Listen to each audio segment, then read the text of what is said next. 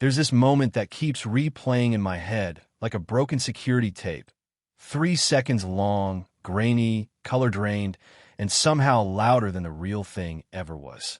Cassidy clinks her glass against his. She's smiling. Not politely, not distantly, but completely. She leans in, just slightly, and tucks her hair behind her ear. And for the first time in years, I notice something terrifying. That smile, it's not for me. I wasn't there in person. I didn't storm in, throw a tantrum, or shout across the room like in a bad drama. I was 14 miles away, eating dry cereal straight from the box, watching that bar security feed from a password I wasn't supposed to have. And I was holding the engagement ring, still warm from my pocket. It wasn't supposed to happen like this. The proposal, I had rented a rooftop, paid a guy to light candles, had her favorite song cued. I even practiced saying, "I know I'm not perfect, but I love you perfectly," in front of a fogged-up mirror. Instead, I ended up watching my fiancée twirl a straw in her glass while Reese, just a friend, rubbed her knee under the table. She thought I was asleep when she left that evening. She didn't even whisper goodbye, so I boxed the ring. I added a note. Then I called a bike courier, told him to bring it straight to the bar, told him not to wait for a tip. And I watched. I watched him step in through the side entrance, look around, tap her on the shoulder, and hand her the little box I'd once kissed for good luck. Her face collapsed. She opened it. Everyone around her stared. Reese leaned in, confused. Then she read the note. She stood up like someone had pulled a string through her spine. She looked around the bar like she expected to find me hiding behind the wine rack. And in that moment, I knew I'd never get the version of her I fell in love with back. That was the start. What came after? You won't believe it, but I'll tell you everything. She didn't cry. That was the first thing that hit me. No gasp, no shaking hands, no collapse into tears like the movies always promise. Cassidy just stared at the ring like it was a crime scene, like something had detonated silently inside her. And maybe it had, because whatever illusion she'd built up around herself, that I was clueless, that Reese was just some shoulder to lean on, that I wouldn't find out, it all cracked open right then and there in front of the Thursday night cocktail crowd. The bartender, a guy named Desmond I'd tipped more than once, actually leaned over the bar, trying to see what was in the box. And then she read the note. I'd only written one sentence. Nutreats, nusviaring, nubitirnis. Just, you made your choice, now I'm making mine. That was it. I didn't need to say more. Her eyes scanned the bar. I could see her panic forming like storm clouds. She looked toward the front door first, then the windows, then back at Reese, who was frozen with his arm still stretched across the table. I don't think he knew whether to laugh or run. The two of them exchanged some frantic whispers, but the mic on the bar security feed wasn't strong enough to catch it. All I could see was her mouth saying my name and his head shaking. At one point, she grabbed his wrist like she was trying to stop him from standing. That's when I realized something that made my stomach turn. I hadn't just outed her. I'd outed them. They hadn't told anyone. This wasn't some affair playing out in the open. It was hidden, delicate, just beneath the surface of our lives. Her co-workers, our friends, even Reese's girlfriend, Natalie. No one knew, and now they all would. Cassidy stood up and tried to leave the bar, but she forgot the box. She turned back to grab it, then just stopped. Didn't touch it. Didn't take the ring or the note. She just stared at it like it had teeth. Eventually, she walked out, and Reese chased her seconds later, leaving behind his half-finished whiskey and a room full of whispers. I closed the laptop slowly, like I was afraid the screen would scream. I couldn't feel my hands. I remember that clearly my fingers had gone numb, like they didn't want to be part of me anymore. That's when it hit me. I didn't know what to do next. I hadn't planned past that moment. I didn't have a next step. I just thought she'd get the message and that would be that. But seeing it happen, watching her react like a cornered animal, watching him try to explain something that couldn't be explained, it didn't bring me peace. It brought questions, all of them ugly. How long had it been going on? When did it start? Did she ever plan to end it? Did she laugh about me behind my back? Did she roll her eyes when I kissed her? Did she tell Reese what kind of ring I bought? My phone buzzed. I stared at it for a long time before picking it up. It was a text from Cassidy. Where are you? We need to talk. That's when the shaking started. because I realized I wasn't ready to hear her voice. Not yet. Not while her lipstick was still on a glass across from the man she told me not to worry about. I didn't answer. Instead, I walked over to the shelf in my room and took down the scrapbook she made for our 2-year anniversary. I hadn't opened it in months. The first page was a Polaroid of us in the rain, laughing under a blue umbrella. She wrote under it, "My forever storm." I flipped to the last page. It was blank, like she always meant to fill it but never got around to it. And for the first time that night, I felt something other than rage. I felt hollow. I didn't know then what I'd uncover in the next 48 hours. But trust me, if you think this is the worst of it, you're wrong. What happened next would make the ring delivery look like the opening act. I didn't sleep that night. Not for a second. I just lay there in bed, staring at the ceiling while the silence screamed in my ears. The world felt heavier somehow, like every breath I took was being weighed and measured by some unseen force. I kept my phone face down, but every few minutes it would buzz against the wooden nightstand like a warning bell. Cassidy sent 26 messages between 9 p.m. and 2 a.m. I didn't read any of them. Not because I was trying to be strong. Not even close. Honestly, I was afraid. Afraid that if I opened one and saw the words wasn't what it looked like, I'd lose it. Or worse, believe it. Around 6 a.m., I finally pulled myself out of bed and took a long, scalding shower. I don't know why. Maybe I thought I could rinse the betrayal off my skin. I stood under the water until it ran cold, and even then, I didn't move. I just stood there, jaw clenched, fists balled up, heartbroken, and still somehow hoping I'd wake up and find it was all just some twisted dream. But it wasn't. The ring was gone. The moment was gone. And the truth was still unfolding like a bad novel. By noon, I had finally opened my laptop again, not to check her texts, but to look into something I couldn't ignore. See, that bar she went to? The one where Reese met her? I had the feed because I used to work freelance IT for the bar's owner a year ago. I'd installed the cameras myself. I remembered setting up off-site backups for him in case of system crashes. I had the credentials. I was supposed to delete them when the project ended. I didn't, and that meant I could go back. I could review the past. I knew it was stupid. I knew I should just walk away and try to salvage what little pride I'd left. But curiosity isn't curiosity when it's mixed with pain. It's obsession. And that obsession led me to check the logs. Every Thursday for the last 5 weeks, Cassidy and Reese had been at the same bar, at the same time, sitting at the same table. Always before girls' night. She had lied to me dozens of times, smiled through it, kissed me goodbye, and said, "Don't wait up." But that wasn't the worst part. Not even close. Because during the third video I watched, from 2 weeks ago, I noticed someone else. A woman. Mid-30s. Brown coat. Glasses. She walked into the bar about 30 minutes after Cassidy and Reese. And she didn't order anything. She sat at a corner table and watched them. For 42 minutes, she didn't blink much, didn't pull out a phone, didn't interact with anyone. Just watched. And then, she followed them out. At first, I assumed maybe she was just a stranger. But the next week, there she was again. Same table. Same coat. Same behavior. Watching them, always from a distance, always leaving after they did. And my skin started to crawl. This wasn't normal. This wasn't some jealous ex or nosy friend. This was surveillance. I paused the video, zoomed in, took a screenshot of her face, and my stomach dropped because I recognized her. Natalie, Reese's girlfriend.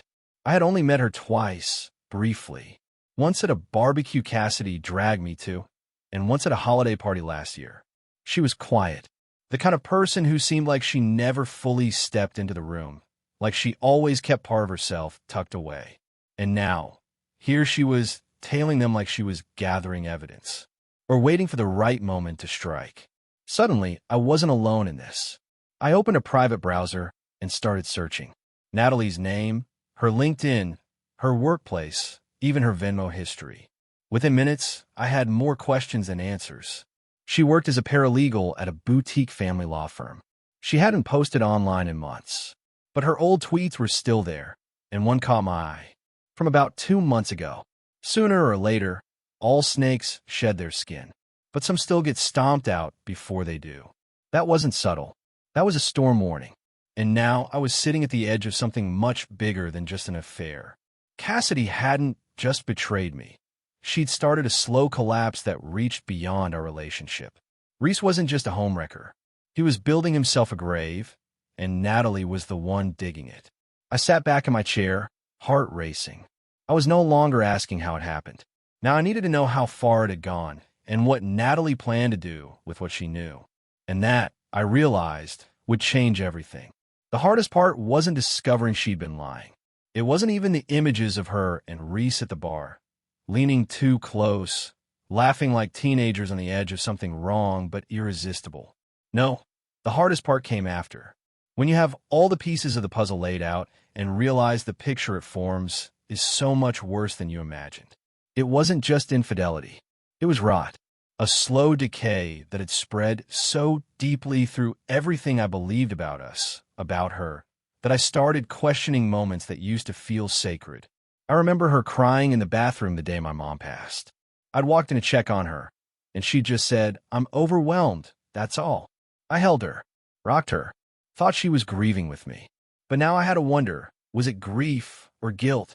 I kept watching the videos, not because I wanted to hurt myself more, but because I felt like I had to, like if I just kept going, I'd hit a wall, a point where the betrayal would stop revealing new levels. I never found it. What I found instead was Natalie, again and again. 5 separate nights. Always in the background, never missed a Thursday. I even saw her follow them outside on the 4th video, straight into the parking lot. That time, she held up her phone, recorded them kissing beside his car, then vanished into the night. And that raised a terrifying question. Why hadn't she confronted them? What was she waiting for? The answer came sooner than I expected. 2 days later, on a rainy Sunday morning, there was a knock at my door. I wasn't expecting anyone. I was still wearing the same sweatshirt from Friday, my eyes bloodshot from digging through hours of footage. When I opened the door, Natalie was standing there, wet, exhausted, holding a flash drive in one hand and a paper coffee cup in the other. Before I could speak, she said, "You're Milo, right? I think we need to talk."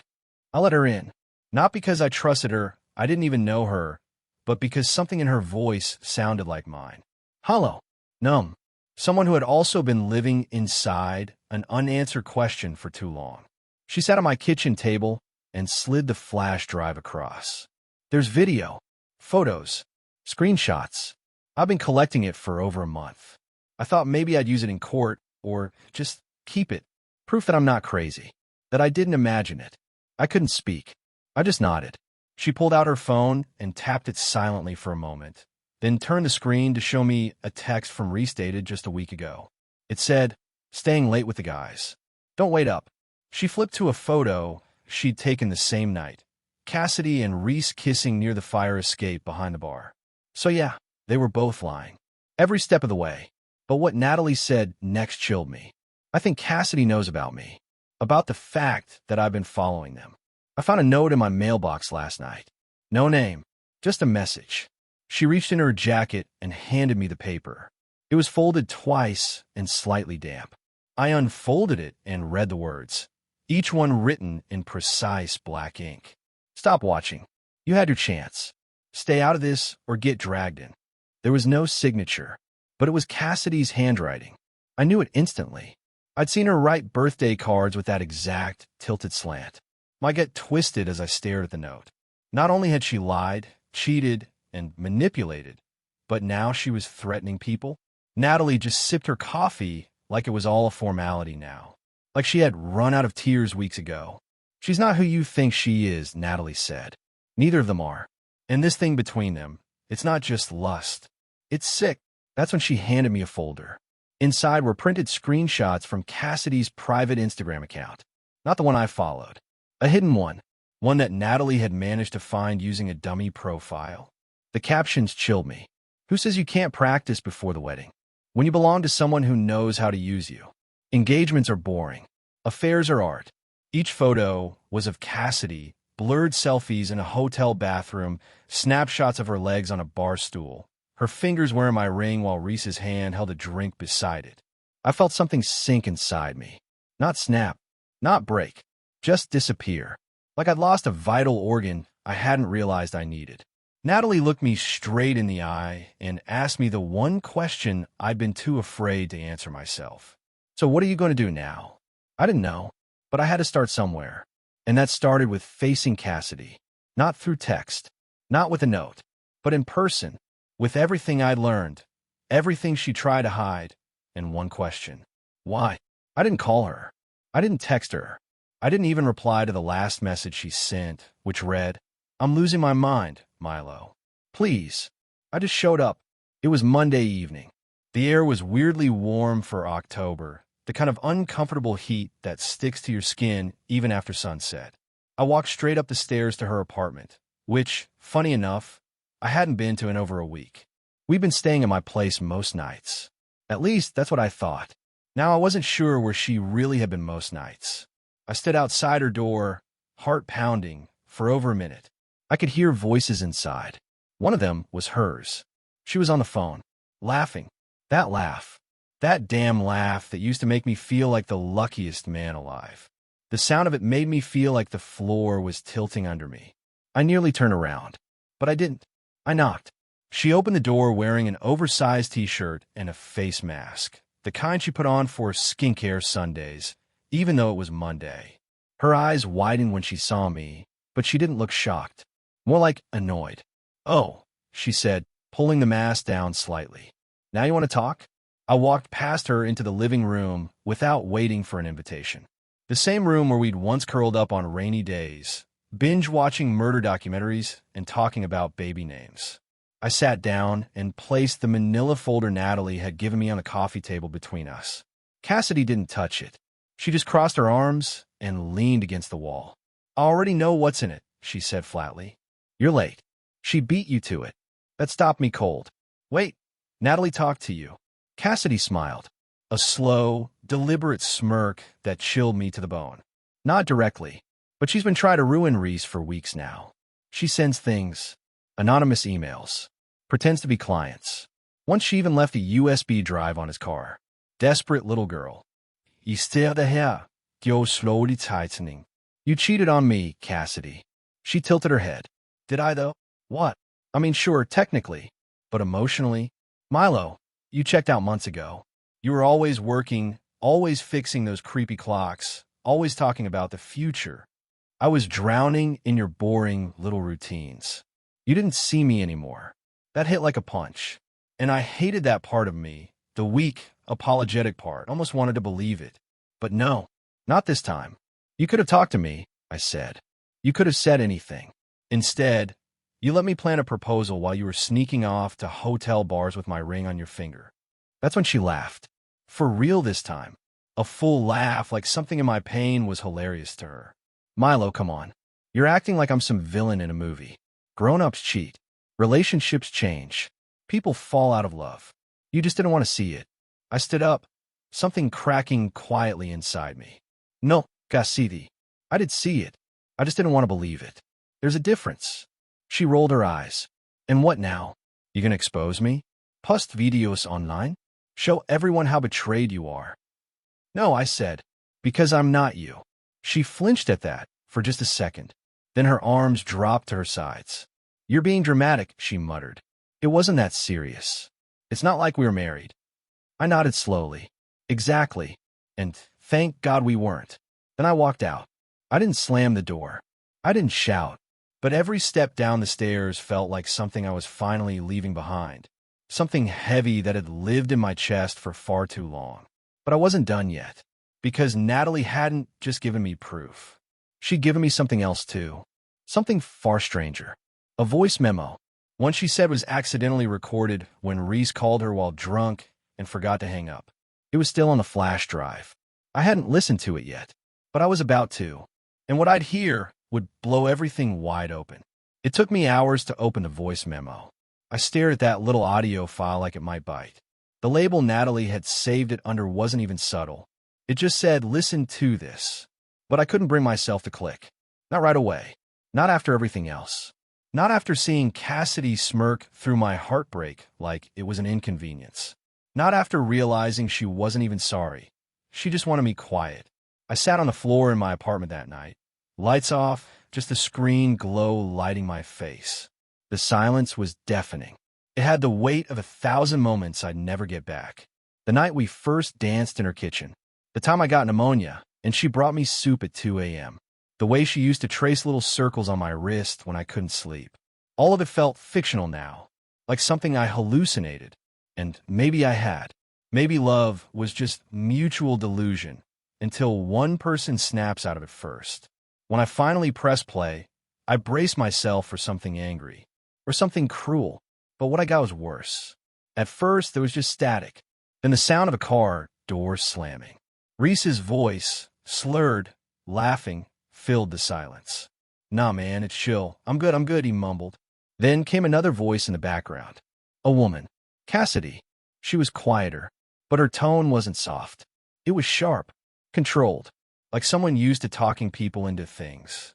"You gotta stop calling her," she said. "Who?" "Natalie." Reese answered, then laughed. "She's just checking in. You know how she gets. Emotional. You think she's stupid?" Cassidy snapped. "She knows, Reese. She's not an idiot. She's been tailing us for weeks." Then silence. A pause. Footsteps. "Does Milo know?" Reese asked after a beat. "Didn't you say he was going to propose, or something?" Cassidy sighed. "He's harmless. Soft. I'll let him down gently. He'll cry, probably. Maybe write a sad poem, or whatever it is he does in that depressing little apartment." They both laughed. I stopped the recording right there. I don't know how long I sat frozen. I just remember that sentence replaying in my head on an endless loop. He'll cry. He's harmless. Soft. It wasn't just betrayal. It was ridicule. I hadn't just been left out. I'd been laughed at behind my back by the two people who stood closest to me.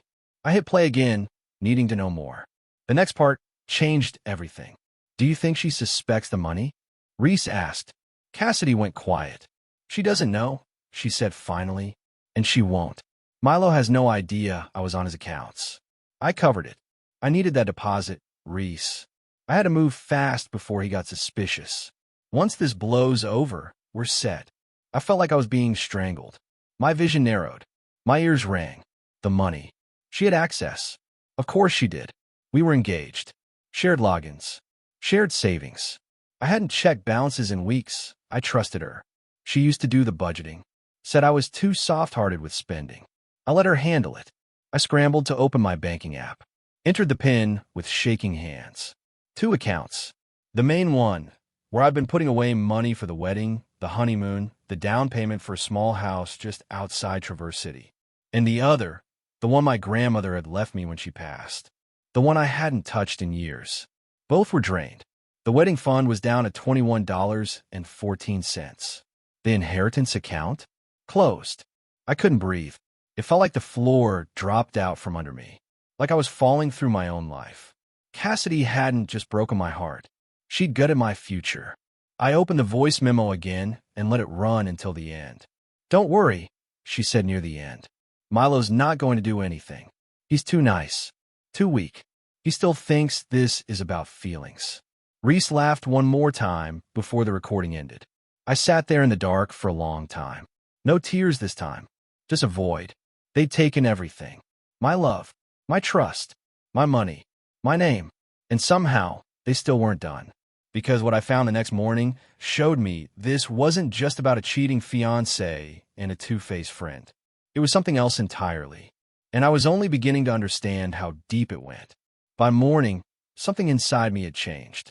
I don't know what exactly broke overnight, but it wasn't rage. Rage burns fast. This was colder. Slower. The kind of numb awareness that only comes when you realize someone wasn't just lying to you. They were constructing an entirely separate life behind a locked door, and you never even saw the key. I didn't go to work. I called in sick. Technically, I wasn't lying. My hands shook when I tried to pour coffee, and my vision blurred every time I blinked.